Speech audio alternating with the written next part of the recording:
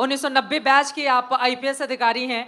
Uniform में जब ये लोग चलते हैं, मतलब देखने वाले तो बस उस सजे धजे अधिकारी को ही देखते रह जाते हैं। लेकिन जब कविता के तौर पर आप उसको लिखने के लिए बैठते हैं, मन में क्या प्रेरणा आती है? और इसके साथ ही साथ कहते हैं कि जब आप एक आईपीएस अधिकारी होते हो, बड़े रूड होते हैं, बहुत सारी चीज़ें हैं, अधिकारियों के बारे में बताने की ज़रूरत नहीं है, लेकिन कवि हृदय तो बड़ा कोमल होता है। दोनों का तालमेल कैसे करते हैं आप?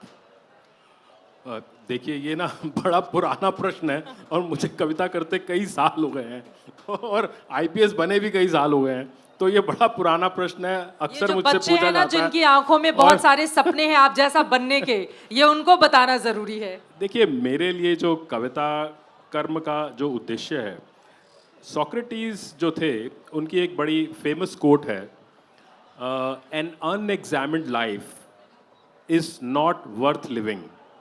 An unexamined life is not worth living। तो कहना सोक्रेटिस का ये है कि हमें अपनी जो लाइफ का एग्जामिनेशन है, रिफ्लेक्शन है, वो लगातार करते रहना चाहिए। और मेरा मानना ये है कि जो मेरा कविता का कर्म है वो सेल्फ एग्जामिनेशन है।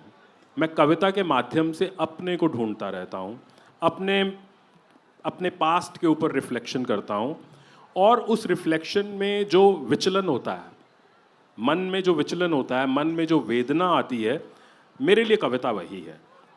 और जहाँ तक आपकी बात रही, तो हालांकि ये प्रश्न बहुत पुराना है और मैं कई बार इसका उत्तर दे चुका हूँ, लेकिन यहाँ पर आज बहुत सारे यंग स्टूडेंट्स बैठे हैं, तो उनके लिए मैं एक बार फिर से बताना चाहूँगा कि मेरे लिए कविता कर्म लगभग वैसा ही है जैसा कि, क्योंकि एक पुलिस ऑफिसर के नाते मुझे लगता है मैं अपना 90% समय उन लोगों की बात सुनने में बिताता हूं जो विक्टिम्स ऑफ क्राइम हैं, और as a leader of the force मेरा बहुत कम समय एक्यूज्ड की तरफ या उनको पकड़ने में जाता है, क्योंकि हमारे नीचे वाले इतने बहुत सारे लोग हैं जिनका बहुत सारा समय उसमें जाता है।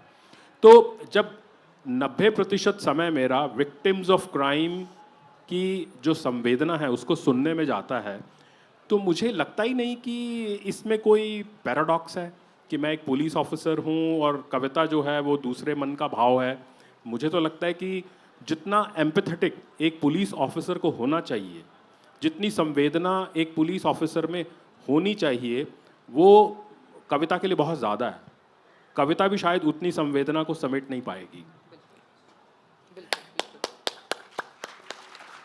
दो पंक्तियों के साथ चलते चलते समापन करेंगे। दो पंक्तियां तो एक बहुत ही छोटी सी कविता है, मैं वो सुनाऊंगा, और इसका शीर्षक है अरबी घोड़ा। अरबी घोड़ा सबको मालूम है कि अपनी सुंदरता के लिए, अपनी गति के लिए, अपने स्टैमिना के लिए, अपने एंड्योरेंस के लिए जाना जाता है। तो इस कविता का शीर्षक है अरबी घोड़ा, और हम सब लोग, चित्रा जी, सईद जी, हम सब लोग अपने अपने क्षेत्र के अरबी घोड़े हैं, लेकिन जकड़े हुए हैं। तो अरबी घोड़ा एक मेटाफर के रूप में इस्तेमाल किया है, हम किस तरह से जकड़े हुए हैं और असमानता की जंजीरों में। अरबी घोड़ा, बहुत छोटी सी कविता है। बेतहाशा भागते डोहते एक ही दिशा में होकर नतमस्तक और बिना किए प्रश्न। बेतहाशा भागते डोहते एक ही दिशा में होकर नतमस्तक और बिना किए प्रश्न। बहुत हो चुका अब, बहुत हो चुका अब, एक हाथ से नोच लूं आंखें बुझाती चमड़े वाली ऐनक। एक हाथ से नोच लूं आंखें बुझाती चमड़े वाली ऐनक, दूसरे से उतार फेंकूं दम घोटती काठी। दूसरे से उतार फेंकूं दम घोटती काठी, तीसरे से चीर दूं जुबान खींचती लगाम। तीसरे से चीर दूं जुबान खींचती लगाम, चौथे से काट दूं मुश्कें, पांचवें से खोल दूं भ्रमित करती रकाब। चौथे से काट दूं मुश्कें, पांचवें से खोल दूं भ्रमित करती रकाब, फिर एक छलांग से पटक दूं धरती पर नकली नियम, घोटा हुआ ज्ञान, अपरीक्षित श्रद्धा और मनमानी सत्ता।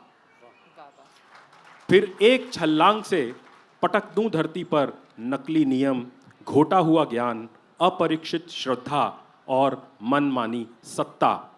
फिर खुद सवार हो अपने पे, ध्यान से सुनिएगा, फिर खुद सवार हो अपने पर, कहूँ तुम्हें मुस्कुराओ, फिर खुद सवार हो अपने पर, कहूँ तुम्हें मुस्कुराकर, आओ अब दौड़ें अपने अपने दम पर, वाह वाह वाह, आओ अब दौड़ें अपने अपने दम पर। पर। धन्यवाद।